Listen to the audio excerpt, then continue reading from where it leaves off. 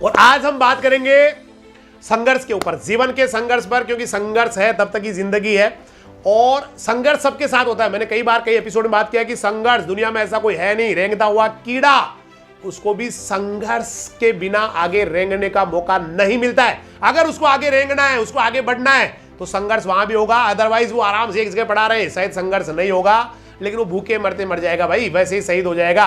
तो एक रेंगता हुआ कीड़ा भी संघर्ष करता है, तो एक राजा जो पूरी दुनिया को चलाता वो भी संघर्ष करता है। संघर्ष सबके जीवन में होते हैं।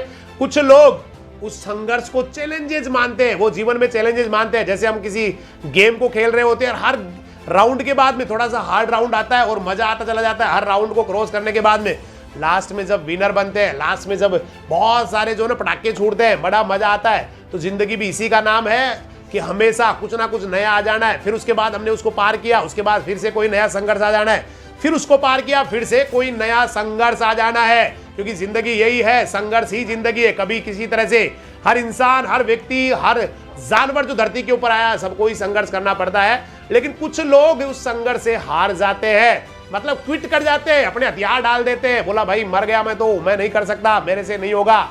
और कुछ लोग थोड़ा सा हिम्मत रख लेते, थोड़ा ज्यादा नहीं, थोड़ा सा हिम्मत रख लेते, बोला नहीं हारूंगा, एक प्रयास और करूंगा, एक बार फिर से खड़ा होऊंगा। और जो लोग एक प्रयास और करते हैं वो एक दिन तूफान बन जाते हैं। और जल्दी क्विट करने वाले लोग बाहर निकल जाते हैं, क्योंकि जीवन भी इसी तरह से है। जीवन भी मोबाइल गेम, कंप्यूटर गेम की तरह ही है, जहां हल्की सी गलती हुई और क्विट कर गए, बाहर निकल गए, थोड़ा सा हिम्मत रख ली, बने रहे सिस्टम में, खेलते चले गए, विनर बनते चले गए।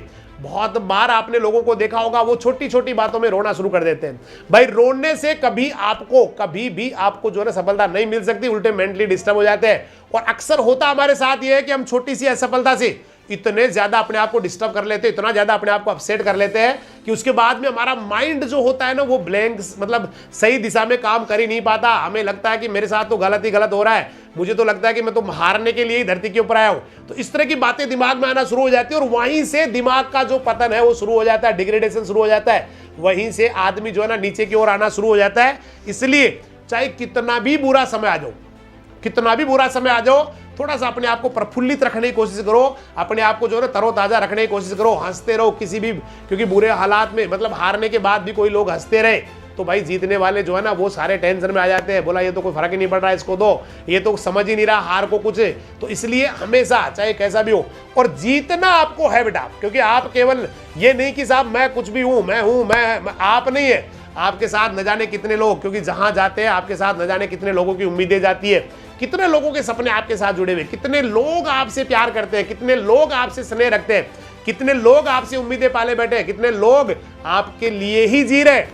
बहुत सारे लोग हैं जो केवल आपके लिए जी रहे हैं, आपके मदर फादर दादा दादी जो है ना वो आपके लिए जी रहे हैं, क्योंकि हो सकता है उनके जीवन में अब ज्यादा खुशियां बची नहीं हो, लेकिन वो आपकी खुशियों में आपके अंदर ही अपने आप को ढूंढते हैं, आपके अंदर ही अपने आप को देखते हैं, आपके अंदर ही अपना अंश देखते हैं। आपकी स्माइल से उनके चेहरे पे भी स्माइल आ जाती है, आपकी सफलता उनके लिए भी एक बड़ी सफलता बन जाती है, उनके लिए भी। तो काफी सारे लोग हैं जो आपके साथ जुड़े हुए हैं और फर्क नहीं पड़ता, मैंने 1000 बार कह दिया, इस बात से फर्क नहीं पड़ता कि आप किस हाल में अभी जी रहे हैं, आपके माता पिता किस हाल में आपको रख रहे हैं, आपके पास कैसी स्थितियां है, आपके पास पैसा है कि नहीं है, मतलब कैसे हालात है, ये चीजें ज्यादा इंपॉर्टेंट नहीं है। क्योंकि बहुत सारे ऐसे लोग हैं जो कभी भिखारी हुआ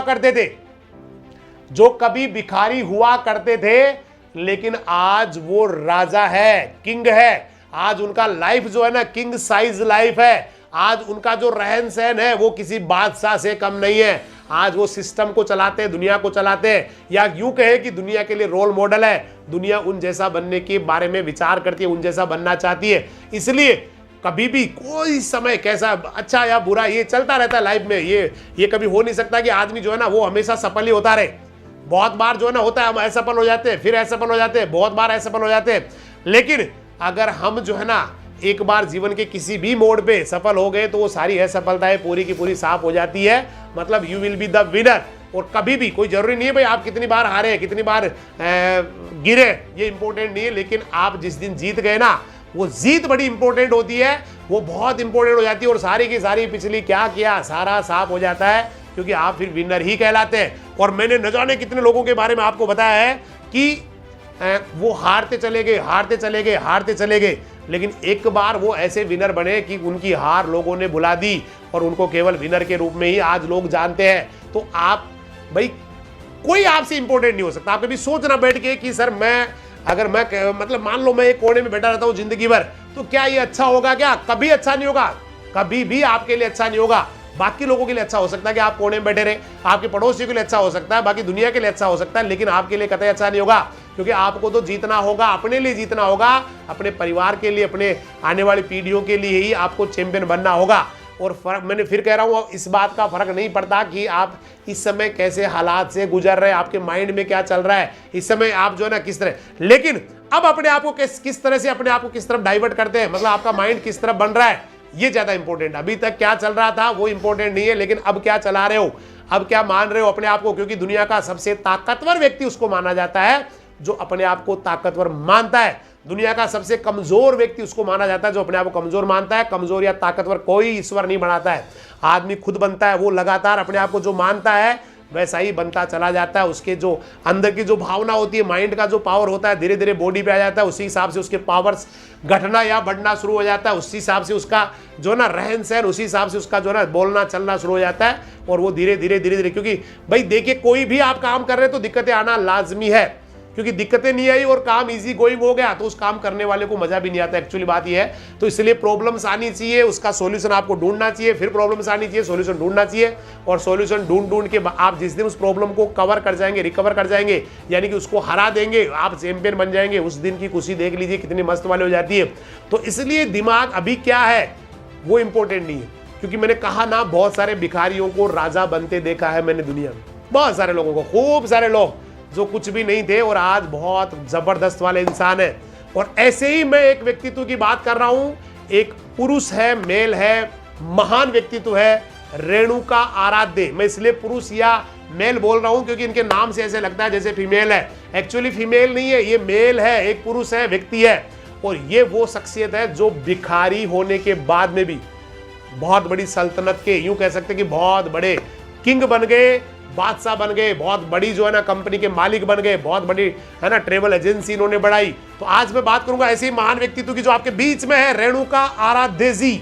इनका जन्म हुआ था मैंगलोर के एक अनेकाल तालुक है गोपासंद्र गांव, वहां पर इनका जन्म हुआ था। और राज्य सरकार ने इनके पिता को जमीन आवंटित की थी थोड़ी सी मंदिर के लिए। उस मंदिर में वो पुजारी थे, मतलब राज्य सरकार ने एक मंदिर के लिए जमीन आवंटित की, वहां पर आप पुजारी थे। और पालन पोषण के लिए केवल दुनिया से आने वाला जो दान पुण्य का पैसा था, मतलब मंदिर में रहने का किसी ने जो भी पैसा चढ़ा दिया, केवल वो ही इनके लिए सब कुछ हुआ करता था। उस पैसे के अलावा कुछ भी नहीं था। मतलब जो मंदिर में चढ़ावा आ गया, लोगों ने इनको दे दिया, दैट वाज देयर मनी, वही उनका पैसा था और इसी से उनका पालन पोषण हो रहा था। लेकिन इतने पैसों से पालन पोषण नहीं हो सकता था, इसलिए रेणुका आराध्य और उनके पापा जी दो मंदिर में पूजा पाठ करने के बाद आसपास के घरों में जाके अनाज मांगते थे, मतलब भिक्षा मांगते थे, भीख मांगते थे और उस अनाज को इकट्ठा करके फिर बाजार में बेच दिया करते थे। सोचिए, एक मंदिर में रहने वाले पिता और बेटा और उनका परिवार मंदिर पे डिपेंड है, उसके बाद मंदिर से भी काम नहीं चल रहा है तो इधर उधर से अनाज मांग रहे हैं सुबह सुबह, उसके बाद उसको बेच के बाजार में फिर अपना घर चला रहे हैं। बस यही कहानी थी। और ऐसा करते करते जब रेणुका आराध्य 6वीं क्लास में आ गए तो परिवार के जो है ना पालन पोषण के लिए एक बुजुर्ग व्यक्ति थे, चर्म रोग उसके यहाँ लगा दिया इनको कि बोला इनको चर्म रोग है, बुढ़े आदमी है, इनकी आपको देखभाल करनी है, इनकी आवश्यकताओं का ध्यान रखना है, इनको जो भी चाहिए वो आपको लाके देना है, इनकी जरूरतों को पूरा करना है। तो ये इस तरह से उनकी जिंदगी चल रही थी। पुजारी परिवार से ताल्लुक रखने के कारण घर में पूजा पाठ भी होते थे और 1 साल तक उन्होंने जो है ना उस चर्म रोगी की सेवा की। उसके बाद पिताजी ने उन्हें चिकपेट के एक आश्रम में डाल दिया जहां पर वेद और संत की विद्या लेनी पड़ती थी। बोला वेद सीखिए, पढ़िए। और दोनों को वहां पर भी घर पेट खाना नहीं मिलता था, मतलब आधे एक टाइम भूखा ही रहना पड़ता था। आखिरकार उन्होंने पेट भर खाना खाने के लिए अपने सीनियर जो छात्र थे उनके साथ में नामकरण करने के लिए, विवाह के लिए या पूजा पाठ के लिए कार्य जाने में, पूजा पाठ हेतु जाने के लिए योजना बनाई। लेकिन उसके बाद भी उनको बड़ी दिक्कतें आई क्योंकि वो जो सीनियर छात्र थे, उनके जो यहाँ बड़े स्टूडेंट्स थे, वो उनकी मनमानी सहनी पड़ती थी। उनके खुद के पर्सनल काम भी रेणुका आराध्य जी को करने पड़ते थे। वो कहते ये कीजिए, मेरे लिए कपड़े लेके आइए, मेरे कपड़े की सफाई कीजिए, कपड़े धो दीजिए। तो बेचारा अपने जो सीनियर थे उनके कपड़े भी साफ कर दिया करते थे। मतलब बहुत बुरी समस्या हो गई थी। हालांकि खाने वाली समस्या अब दिक्कत नहीं थी क्योंकि भरपेट खाना मिलने लग गया था, लेकिन सीनियर जो स्टूडेंट्स थे उनका कार्य करने में, वो पढ़ाई में ध्यान नहीं लगा पा रहे थे और 10वीं क्लास में फेल हो गए।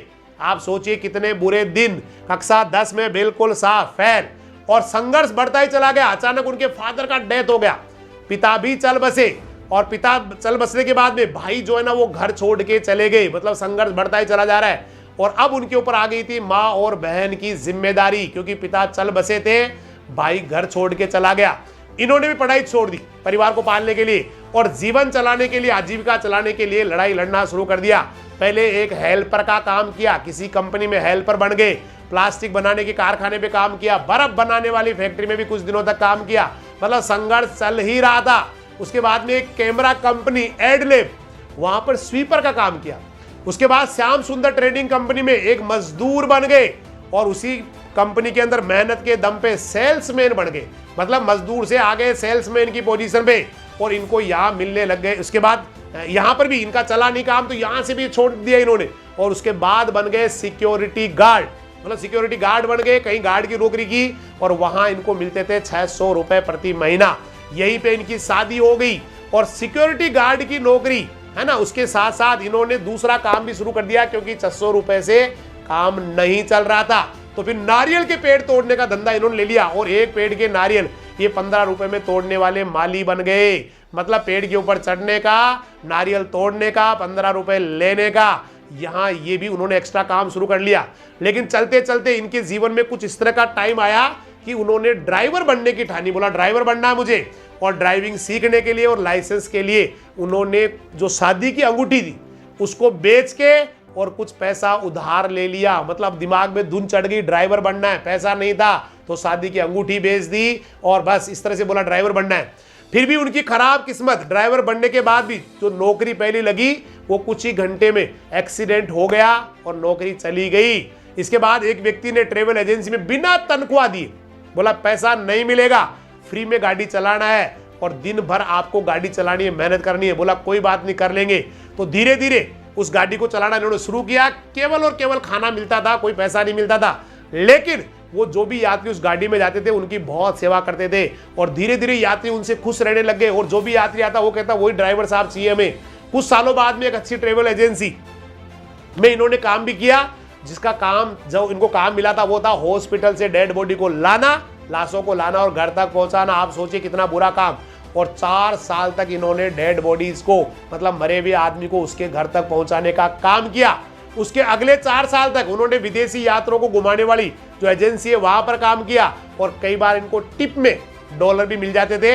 बस धीरे धीरे पैसा जमा करते गए, और 2001 में उन्होंने पहली गाड़ी खरीदी, सिटी सफारी, और वहीं पर उन्होंने एक कंपनी भी खोल ली और कंपनी के खुद ही मैनेजर बन गए। और 4 साल तक जो है ना इसी तरह से चलता रहा। उसके बाद उन्होंने लोन ले लिया, लोन लेके फिर एक कार खरीद ली, फिर कार से कार खरीद ली, है ना। इस तरह से चलता रहा, और स्पोर्ट सिटी में इन्होंने टैक्सी में कार्य भी किया। और 2006 आते आते इनके पास खुद की 5 कार हो गई।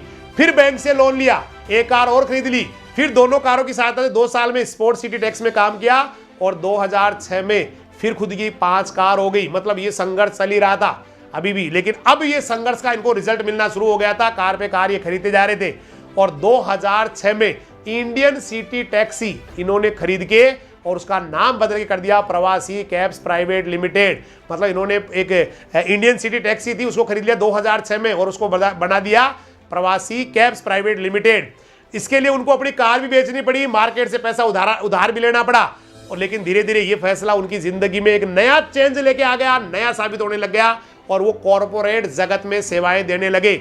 और सबसे पहली जो कंपनी थी अमेजॉन इंडिया, उसके बाद में Walmart, Akai Mart, General Motors, इन कंपनियों में भी इन्होंने सेवाएं दी, और आगे जो है ना कंपनी चल पड़ी। और आज उनकी कंपनी में 1000 से ज्यादा कारें हैं, और देश की एक बड़ी कंपनी है, मतलब बहुत ही जबरदस्त वाली कंपनी है।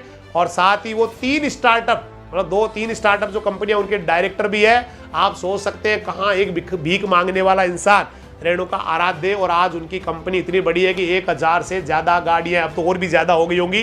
तो इसका मतलब यह है कि इंसान के जीवन में संघर्ष होता है। फर्क नहीं पड़ता कि आप भिखारी है इस समय, या आप एक कॉमन मैन है, या एक जो है ना नॉर्मल व्यक्ति है, या फिर एक बहुत बड़े राजा है। ये ज्यादा इंपॉर्टेंट नहीं है। इंपॉर्टेंट ये है कि आपके दिमाग में क्या चल रहा है, जीवन के प्रति अपने आप को कैसे देखते हैं, जीवन के प्रति आपकी क्या राय है, जीवन को किस नजरिए से देखते हैं, ये ज्यादा इंपॉर्टेंट है। जीवन जैसा नजरिया आपका अपने जीवन के प्रति है, वैसा ही एक दिन आप बनने वाले हैं, वैसे ही आप आगे जाने वाले हैं या रुकने वाले हैं, आप स्पीड पकड़ने वाले हैं या आपको ब्रेक लगने वाले हैं, ये आपके नजरिए पे डिपेंड करता है। आज अपने आप को जो देख रहे हैं एक दिन वो ही बन जाएंगे। इसलिए माय डियर स्टूडेंट्स, एग्जाम बहुत नजदीक, आपका एग्जाम बिल्कुल पास में आ गया है। अपना नजरिया बदलिए, आप कुछ भी कर सकते हैं। अपने दिमाग को धीरे धीरे सिखाइए कि आप कुछ भी कर सकते हैं, किसी भी एग्जाम को पास कर सकते हैं। दुनिया की कोई एग्जाम आपके लिए मुश्किल नहीं है। माइंड जब आपका उसके प्रति सेटअप होना शुरू हो जाएगा, माइंड उसके अंदर लगना शुरू हो जाएगा, धीरे धीरे आपको लगेगा कि मेरे अंदर चेंज आना शुरू हो गया और मैं अब बिल्कुल बेहतरीन कर रहा हूं। और धीरे धीरे आप कुछ भी, किसी भी एग्जाम को पास कर जाएंगे, जीवन की एग्जाम्स को भी पास कर जाएंगे। क्योंकि जिंदगी जो है ना बार बार नहीं मिलती है, इंसान को बहुत मेहनतों के बाद में इंसान बनने को मौका मिलता है या इंसान बनता है, और उसको बेहतरीन करके जाना मेरे हिसाब से हर इंसान का दायित्व है। तो आप भी इंसान के रूप में जन्म, आप छिपकली नहीं है, बिल्ली नहीं है, भेड़ नहीं है, बकरी नहीं है ना, कोई जानवर नहीं है बेटा, आप इंसान है। और इंसान तभी इंसान कहलाता है जब उसके अंदर इंसानियत होती है, उसके अंदर आगे बढ़ने की जो ना पागलपन होता है, काबिलियत होती है, जीवन में कुछ करने का उसके अंदर जज्बा होता है, तभी मेरे हिसाब से वो इंसान कहलाता है। बाकी तो फिर एनिमल और इंसान में कोई फर्क नहीं होता है, दोनों एक जैसे होते हैं। तो अच्छा करते रहिए, गजब करते रहिए, आगे बढ़ते रहिए, तूफान मचाते रहिए, गदर मचाते रहिए, क्योंकि जीवन आपका है, हिंदुस्तान भी आपका है। जीवन में खुशियां मिलेगी, उसको भी आपको एंजॉय करना है, कष्ट भी आपको भोगने हैं। इसका मतलब फैसला आपका, जिंदगी आपकी, दुनिया आपकी, हिंदुस्तान आपका। तो अच्छा करते जाइए, आगे बढ़ते जाइए, बेहतरीन करते जाइए, दुनिया के नंबर 1 ब्रांड बनूंगा मेरे काम का, ये वाली बात अपने आप को बार बार कहिए, अपने दिमाग को बार बार कहिए। एक दिन आप हिंदुस्तान के नहीं, दुनिया के नंबर 1 ब्रांड बनेंगे। जिस भी काम को आप करेंगे उसी के नंबर 1 बनेंगे। इन्हीं शुभकामनाओं के साथ बहुत बहुत धन्यवाद। नमस्कार, जय हिंद, जय राजधानी, सत श्री अकाल, सब्बा खैर, वाहे गुरु दी फतेह, खुदा हाफिज, अल्लाह हाफिज, राम राम साहब।